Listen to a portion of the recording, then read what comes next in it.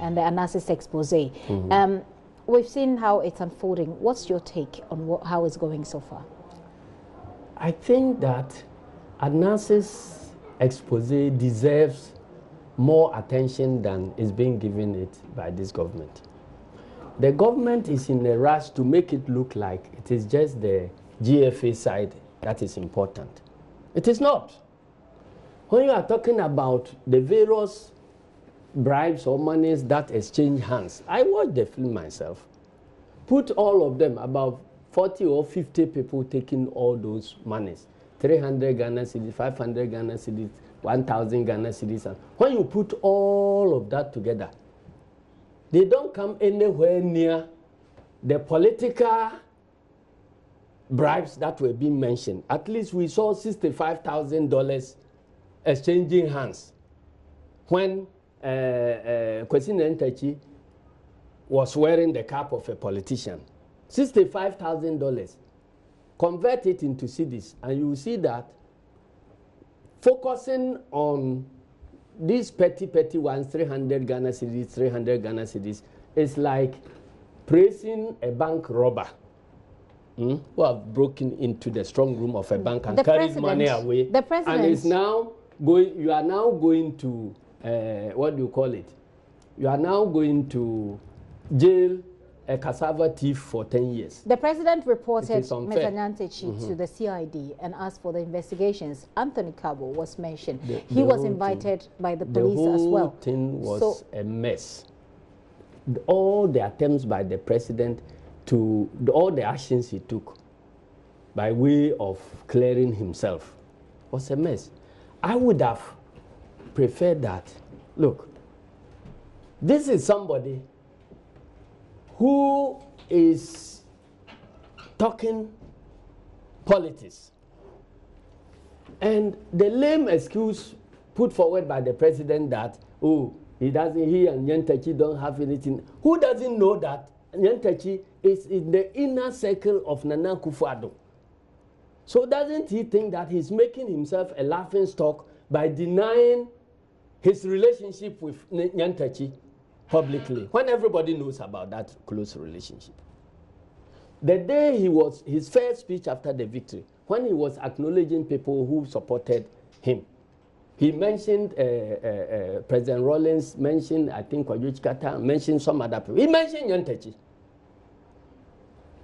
How special is Nketia to President Akufo-Addo, said that if he's mentioning 5 names in a population of 30 million, Nketia's name will find itself in. He's the same person who reported.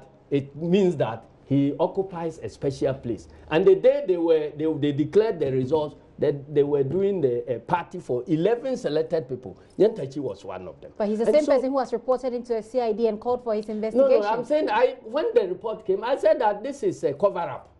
Why do you say it's a cover-up? Nothing is going to come from this CID report. It's just a cover-up. You see that if you are intelligent and you look at the attitude of the government concerning this whole saga, you realize that here is a government caught pants down, not knowing what to do. And then they are testing various means of watering down the impact of the tape even before it is aired. No, somebody goes influence peddling. Somebody goes influence peddling. How do you blame the government for that?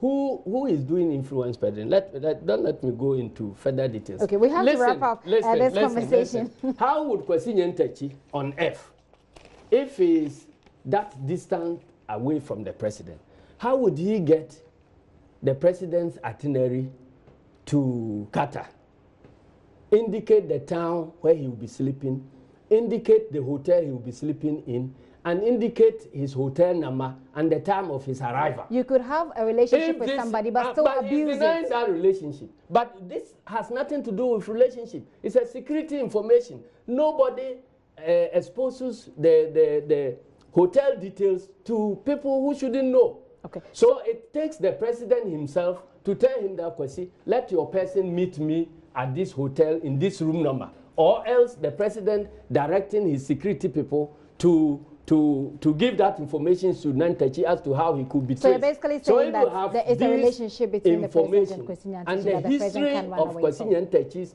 relationship with Nana Akufo-Addo, he's not impressing anybody by denying that Kwesi Nketia is not close to him. Beyond reporting the matter to the CID, what else do you expect the president to do? I'm saying that he should be sacking people. Like? Listen, this is the third time that the same presidency had been mentioned about people taking money before they can see you.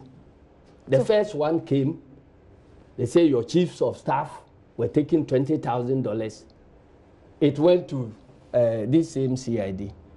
They whitewashed it, only for a tape to emerge later on. Who are you suggesting should be sacked? I'm saying that, no, I mean, first of all, to bring credibility into our investigative machinery. The head of CID should not be there now. She should have been sacked long time ago when her tape thing came up. When the tape thing came up, she came admitting that that is my voice, but it has been doctored. If your voice as a head of CID has been doctored, and you cannot trace the person who doctored your voice, and you are not also taking responsibility, what is your business remaining there? Okay. He was not kept at her position. She was promoted. And now she is in charge of all these investigations. And the tape that came, the wording inside there was that we are doing things that will make the government work without problems. So if you are sending another allegation to her for investigation, and that allegation also has to do with something that indicts the name of that same president, you don't believe why do you sit there and be expecting that? Because if you do the same things the same way and expect different results, that's the formula for madness. You see, so I'm not expecting anything from that investigation. And they themselves know that the charges that they are preferring are not charges that can convict Kwesi Nketia, because you are charging him for defrauding by false pretenses. Yes, he's using the president's has he defrauded Nanado? When you go and they say prove the ingredients of defrauding by false pretenses, he works scot-free. Okay. It takes a political action.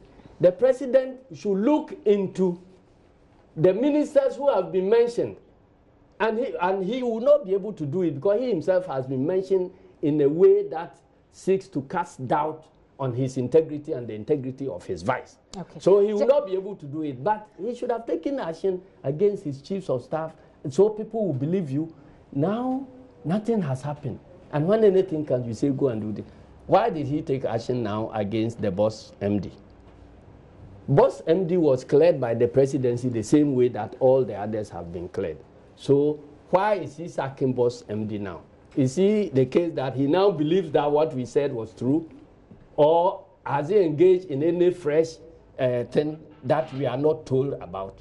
Okay. So this government is not serious about fighting corruption at all. When you put all the GFA corruption things together, it doesn't come anywhere near to 1 million. And here how Nketia was mentioning 1 million as if it is peanut. Oh, let's add another 1 million. Oh, let's add another 1 million. Okay. So you come to 15 million or whatever million. I don't think that this government we've spoken for quite some time. We need to wrap up here so we can do other stories that we promised our viewers. We will. But it's been a pleasure having you. If there's one thing, that you think that the Unity Walk added to your party in opposition now, what is that?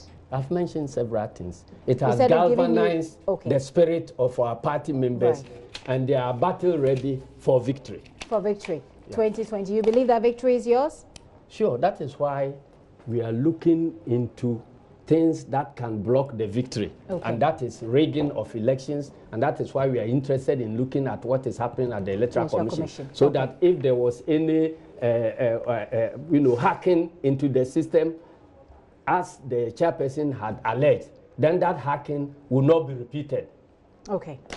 Well, looks like if we want to go on, we can go on and on and on. But I've been speaking to Asiedu Nketia. He's the General Secretary, of course, of the opposition NDC. They're looking to take the NPP on in 2020. We've been talking about reviewing their activities, especially with the I keep saying Unity Party. Unity Walk. Especially with the Unity Walk and how far they have come. We're looking at their plans going forward as well. It's been a pleasure having you, sir. Thank you very much for coming. Thank you very much, my sister. I'm going to take another quick break, and when I return, we'll bring you some of the stories that we promised you in our headlines. We'll talk about what's happening at Korle Bu. We'll also bring you an update on what's happening with the GFA. Please stay with us.